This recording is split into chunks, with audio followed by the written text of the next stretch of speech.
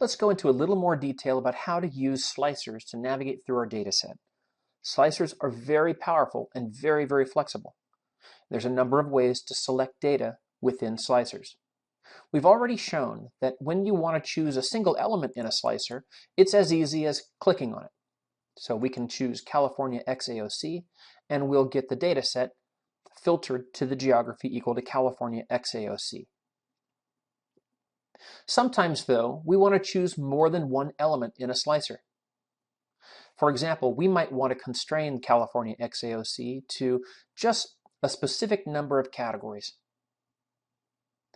One way to do that is to highlight one, click and hold down the mouse, and you can drag down as far as you wish to go. While the mouse is held down, you can choose a variety of different categories. It's only when you release the mouse button, as I've just done, that the query is sent to the PivotStream cloud for processing, and the result set renders on your browser. This is how you would make selections when they're contiguous in the slicer. They're next to one another. But sometimes we want to select elements in a slicer that are not next to one another. In that case, we would want to use the control key. So in this instance, I want to select, say, Irish whiskey, moonshine, and rum. They're not next to one another, so I can't just drag down across the slicer.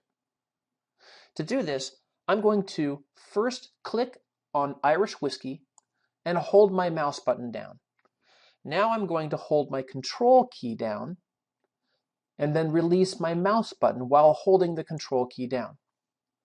At this point, I can then select moonshine. I can click on rum. In fact, I can navigate anywhere through the category slicer and choose the elements that I want.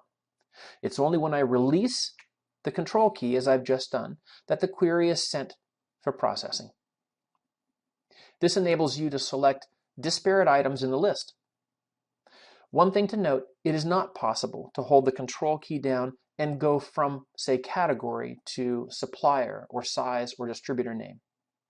You would have to make your selections in the slicers, process the query, and then go to the next.